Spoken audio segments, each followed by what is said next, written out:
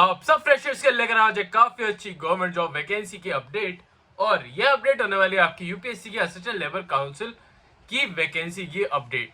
ये वैकेंसी काफी जल्दी ही निकाली जाने वाली है, तो इसके लिए मैं आपको पहले ही बता रहा हूँ सो दैट आप अपनी प्रिपरेशन स्टार्ट कर सकें। साथ ही साथ हम इस वीडियो में इसके सिलेबस के बारे में बात करेंगे और ये भी बात करेंगे कि इसकी एक्सपेक्टेड डेट कौन सी हो सकती है। तो वीडियो में लास्ट तक जरूर देखना। अगर कोई भी पॉइंट में आपको डाउट आता है तो वो मुझे पूछ लेना। साथ ही साथ कल भी मैंने एक ऐसी वीडियो डाली थी जिसमें मैंने अपडेट दिया था आपको एक वैकेंसी के बारे में।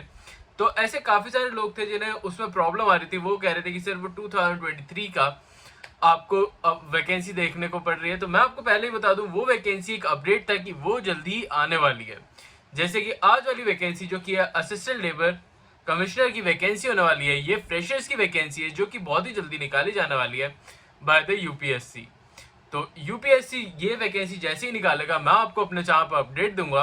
बट आज मैं आपको बताऊंगा कि ये वैकेंसी को आप कैसे, अगर आप इसके लिए इंटरेस्टेड हैं तो कैसे आप अपनी प्रिपरेशन स्टार्ट कर सकते हैं, कौन कौन से पॉइंट्स को आपको ध्यान रखना है और क्या वैकेंसी कब ये निकाली जाने वाली है। तो वीडियो को लास्ट तक जरूर देखना और अगर कोई भी डाउट होता है तो पूछ लेना।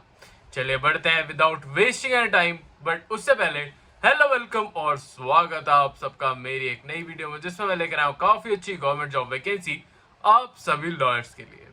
तो ये वैकेंसी काफी अच्छी होने वाली है, तो इसको बिल्कुल मिस आउट मत करना। तो अगर हम इस वैकेंसी के बारे में बात करें तो पहले हम बात करेंगे आपको कि ये वैकेंसी की एज लिमिट क्या होने वाली है या फिर इस वैकेंसी को कैसे आप देख सकते हो।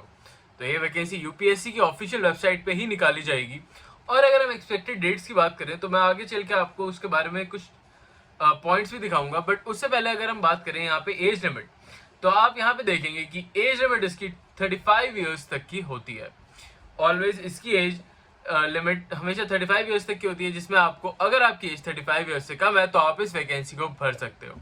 तो आप इस वैकेंसी का पार्ट बन सकते हो विदाउट एनी प्रॉब्लम अगर आपकी एज 35 ईयर्स से कम है तो। और ये बात का ध्यान जरूर रखना है कि ये जो भी वैकेंसी निकाली जा रही है ये सिर्फ और सिर्फ फ्रेशर्स के लिए होने वाली है, क्योंकि आपने देखा होगा कि आप जो जजमेंट आया है जिसमें आपको 3 इयर्स का एक्सपीरियंस चाहिए होता है किसी भी आपको जुडिशरी के एग्जाम देने के लिए। तो उसके बाद से ऐसी वैकेंसीज की जो भी डिमांड है या फिर बात करी जाए ऐसी वैकेंसीज की प्रेफरेंस काफ़ी ज़्यादा बढ़ गई है, जो कि सिर्फ फ्रेशर्स के लिए होती है और हर एक फ्रेशर इसका एक पार्ट बन सकता है। तो अगर आप भी चाहते हैं कि ऐसी वैकेंसी का पार्ट बनना, तो ये वैकेंसी आपके लिए बहुत ही अच्छी हो सकती है। तो इसे बिल्कुल मिस आउट मत करना। अगर हम बात करें इसकी एजुकेशन क्वालिफिकेशन के बारे में, जो कि एक बहुत ही इंपॉर्टेंट टॉपिक है, तो आप यहाँ पे देखेंगे कि जो भी कैंडिडेट जिसने लॉ की डिग्री कर रखी है विद अ रिकॉग्नाइज्ड यूनिवर्सिटी, मतलब कि अगर आपने BLLB या फिर LLB पास आउट कर रखी है तो आप इस वैकेंसी का पार्ट बन सकते हो विदाउट एनी इशू। इसमें आपको कोई भी एक्सपीरियंस शो करने की जरूरत नहीं है। अगर आप जस्ट पास आउट हुए हो तब भी आप इस वैकेंसी को भर सकते हो। साथ ही साथ आपने रजिस्ट्रेशन कराया हुआ होना जरूरी है। तो अब मैं आपको ये पॉइंट बता दूं, काफ़ी ऐसे कैंडिडेट्स हैं जिन्हें इसमें बहुत सारा डाउट्स होता है, तो मैं उन्हें बता दूं कि अगर आपने AIB का एग्जाम नहीं भी दिया है तो भी आप अपनी रजिस्ट्रेशन करा सकते हो by the bar council of India. और उसके बाद आपको 2 इयर्स का टाइम पीरियड होता है जिसमें आपको AIB को क्लियर आउट करना होता है। तो वो आपके लिए हमेशा एक प्लस पॉइंट बन जाता है अगर आप अपने जो भी बार काउंसिल है उसमें रजिस्ट्रेशन करा लेते हो तो। क्योंकि जो भी ऐसी वैकेंसीज निकाली जाती हैं इसमें अगर आपको एक्सपीरियंस नहीं मांगा है तो इनमें एटलीस्ट आपको बार काउंसिल की रजिस्ट्रेशन मांगी हुई होती है। तो आप इस बात का ध्यान जरूर रखना और अपना बार काउंसिल का रजिस्ट्रेशन हमेशा करा लेना।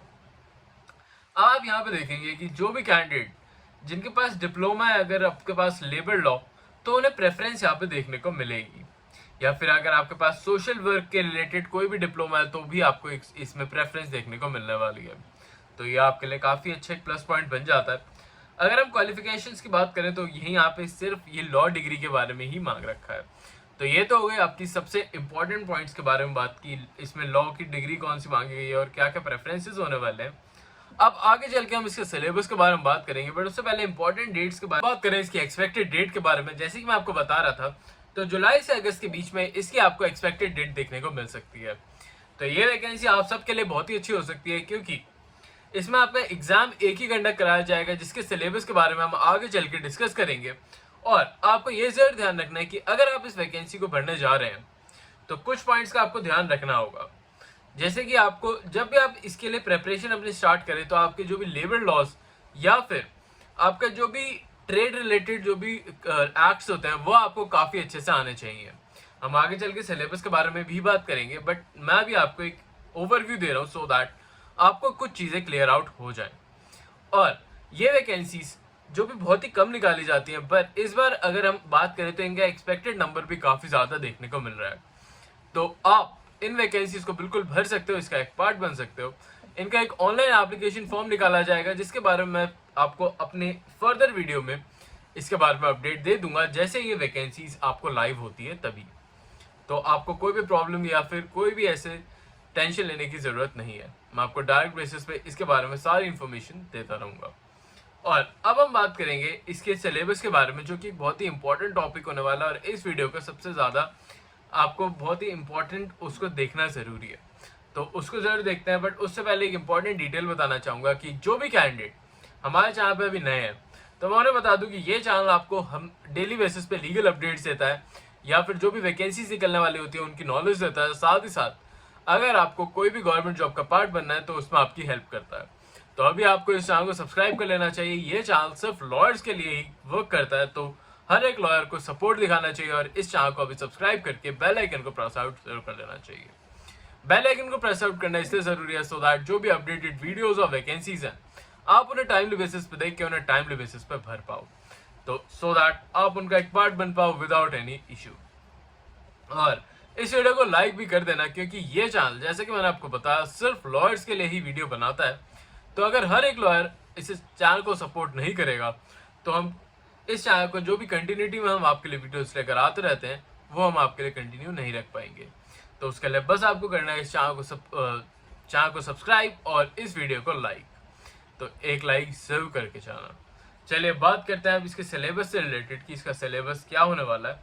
तो आप यहाँ पे देखेंगे पहले आपको यहाँ पे लेबर लॉज की काफ़ी ज़्यादा इन्फॉर्मेशन देखने को मिल रही हैं कि आपको लेबर सपोर्ट जो भी सब्जेक्ट्स होते हैं जैसे कि current list of parliament, state legislature, ये सब आपको आना ज़रूरी है। फंडामेंटल राइट्स के बारे में आपको पता होना ज़रूरी है। ये कुछ ऐसे पॉइंट्स हैं जो कि आपको इसमें बहुत ही ज़्यादा ध्यान रखने होंगे इस वैकेंसीज को प्रेपरेशन स्टार्ट करते टाइम। अगर हम बात करें आपको इंडस्ट्री रिलेटेड जो भी एक्ट्स हैं वो आपको आने चाहिए, जैसे ट्रेड यूनियन एक्ट, इंटरनेशनल आपको इंडस्ट्रियल एम्प्लॉयमेंट एक्ट और इंडस्ट्रियल डिस्प्यूट्स एक्ट, ये सारे एक्ट्स आपको आने ज़रूरी हैं। साथ ही साथ अगर हम बात करें सोशल सिक्योरिटी के बारे में तो आपको यहाँ पे एम्प्लॉय कमीशन एक्ट, आपको employ state insurance act, payment of gratuity या फिर मैटरनिटी बेनिफिट्स एक्ट और आपको जो भी unorganised welfare social society act भी आना ज़रूरी है। ये सारे एक्ट्स ऐसे हैं जो कि आपने या तो नहीं पढ़े होंगे या फिर इनके बारे में काफ़ी कम नॉलेज होगी, तो इसलिए मैं ये वीडियो बना रहा हूँ सो दैट आप इन वैकेंसीज को अगर थोड़े से भी इंटरेस्टेड हो तो आप अपनी प्रिपरेशन को स्टार्ट आउट कर दो।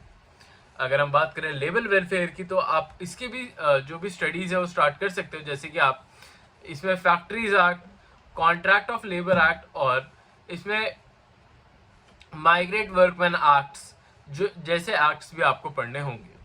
ये एक्ट काफ़ी ज़्यादा आपको कॉमनली बेसिस पे देखने को नहीं मिलते हैं, तो आपको इन्हें काफ़ी थॉरली पढ़ना होगा।